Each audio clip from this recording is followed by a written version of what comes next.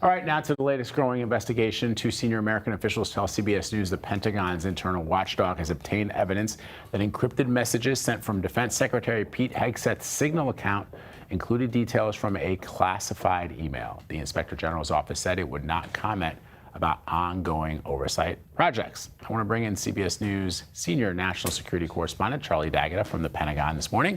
Charlie, remind us about this information and how is the Pentagon reacting to the news? Hey, Vlad. So, yeah, this goes back to March 15th in a bombing campaign against Houthi militants in Yemen. Just as fighter jets were taking off from the deck of an aircraft carrier, Secretary Hegseth began sharing detailed information like exact timings in a chat group on the Signal messaging app. It turned out a journalist from The Atlantic was inadvertently added to that group, which is how it came to light. Inevitably, it became known as Signalgate. The Pentagon's Inspector General launched an inquiry. And we've now learned that the attack plans had initially been shared over a classified email and over a classified internal system by U.S. CENTCOM Commander, Central Command Commander Eric Kurilla.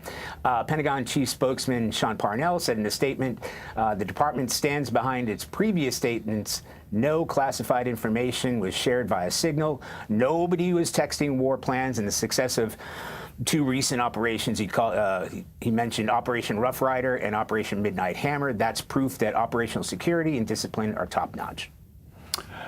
So if this is true, could Hegseth be held accountable? You know, possibly. The controversy then is whether the defense secretary was authorized to share that information on an unsecured channel. And now the fact that it was clearly marked secret or classified when General Kurilla sent that email will not bode well.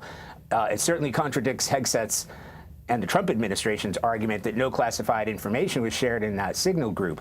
Also central to the story is whether sharing that kind of information, I mean, literally in real time, as pilots are on bombing missions, might have endangered the lives of those pilots.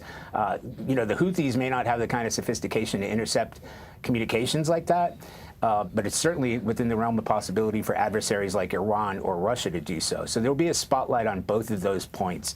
Was that classified information, and did it endanger U.S. forces? Are there any concerns, Charlie, that the secretary or others may leak more classified information, even if it's inadvertent?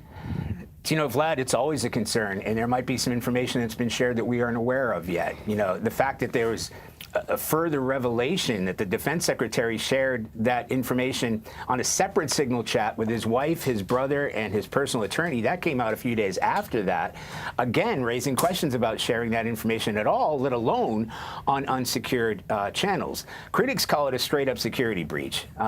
There has been a review of communication since, and a big part of that, you know, the review that you and I are referring to from the Inspector General, it's not only going to take a look at culpability, but it will be there to advise which channels of communication should be used in the future and which are forbidden. But I have to tell you, you know, even before the Signalgate scandal broke, Pentagon rules on the classification of sensitive information are exceedingly rigid.